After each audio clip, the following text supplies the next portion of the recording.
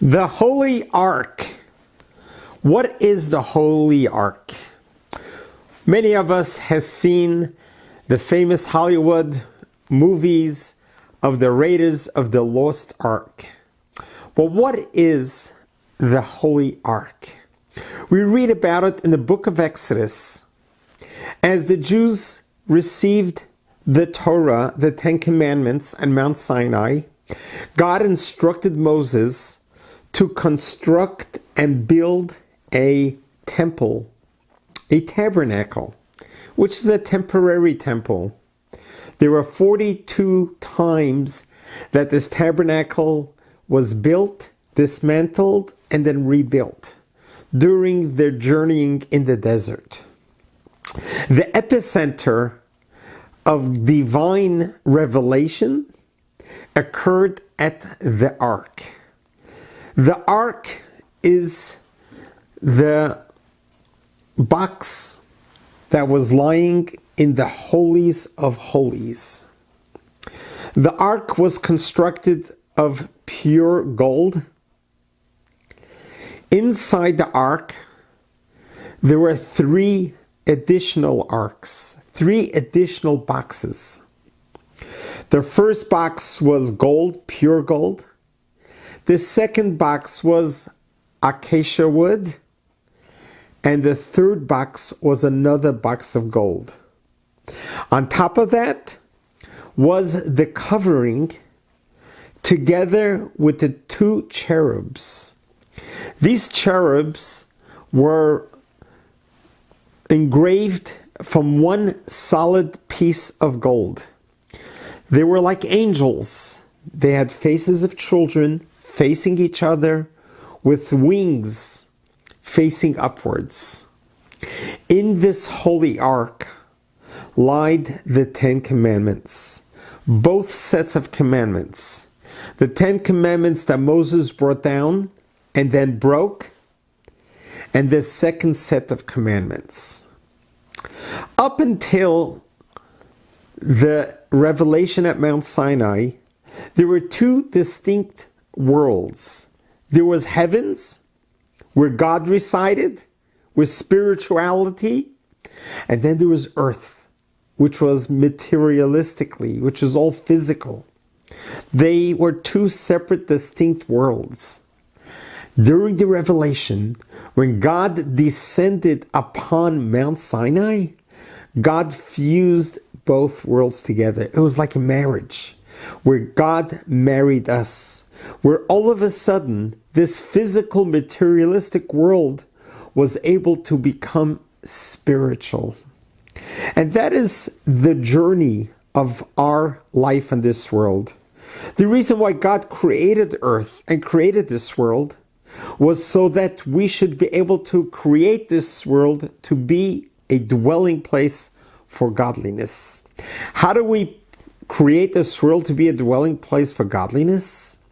It's about turning physical into spiritual. Taking physical matter and transforming it into spiritual matter. And that is through us. We are the median. We are the ones, the intermediary who is going to make this happen. This is our responsibility. This is our mission on this world, is to transform physical to spiritual. How do we do that?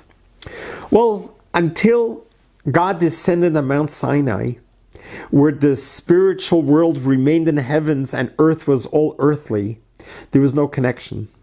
But once God descended on Mount Sinai and gave the 10 Commandments, gave us the Torah, gave us the Bible, God gave us a channel, an avenue where we can bring divine spirituality into this earthly world. Thus, we are able to take the hide of a cow, of a kosher animal, and use its hide to write a Torah scroll, which becomes one of the holiest artifacts in Judaism, or a mezuzah, a scroll that hangs on the door. We are able to take food, as mundane as it is, take an apple. You say a prayer on the apple. You eat the apple. You are now transforming the apple from physical to spiritual. You wake up and God blesses us with another day. Throughout your day, you ask yourself the question, what can I do to transform physical into spiritual?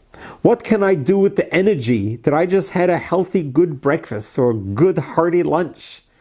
What am I going to do with that energy? Am I going to focus on trying to do something good for others? Am I going to work hard to be able to provide for my family? Am I going to be able to work hard so I can be charitable?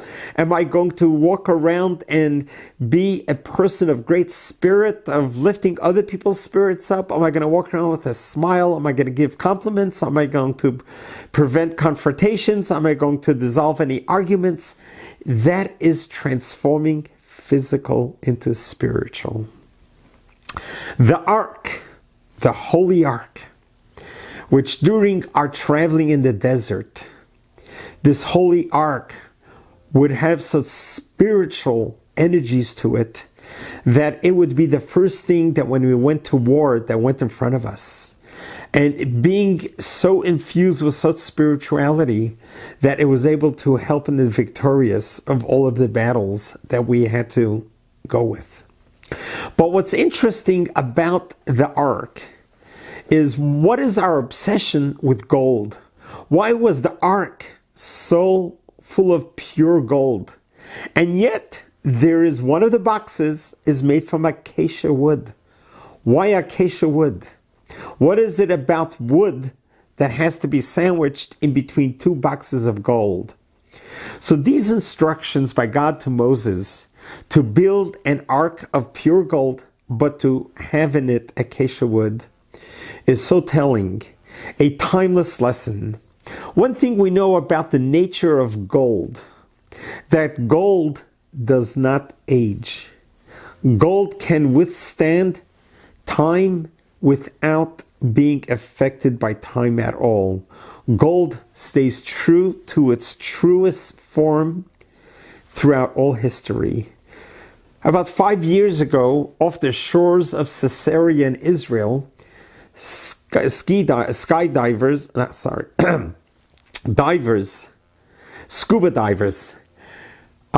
discovered 2,000 coins that has been lying on the river bed for over 1,000 years. There was a shipwreck and there was 2,000 golden coins that were recovered. When they turned it into the ministry, they were astonished to see how these coins were in mint condition. No matter lying on the riverbed for 1,000 years, it did not affect the gold whatsoever. So the timeless lesson that perhaps that God is telling Moses about creating an ark out of gold, that the message, the lesson of Mount Sinai should never ever be affected by time. It needs to remain pure as gold, no matter what it goes through, no matter what elements it is exposed to. The pureness of Torah, the pureness of our faith in God needs to remain to its true form as gold always is. So what is the lesson of acacia wood? Why is acacia wood sandwiched between two boxes of gold? Well, different gold than wood. That wood does change. Wood with time gets affected by its surroundings. Wood does not last true to its form as gold does. And the reason for that is because wood is a living organism. Wood was planted. Wood needed to be watered and fertilized and pruned and grown and continues to grow. Wood is a lesson of growth of life. As a matter of fact, when the Torah is lifted in the temple, everyone screams out loud and says, "This is the tree of life." So true to form of wood, just like wood represents growth and wood represents life, it is the combination of both that God is telling us. For us to exist in this world, We need to remain as pure as gold, not to let the world affect us, but we cannot stagnate. We need to grow. We need to be alive. We need to have life within us. And that is why the acacia wood was included in the ark, to tell us that true to form gold should never be affected by the society that it's exposed to. But we have to continue on growing and growing from generation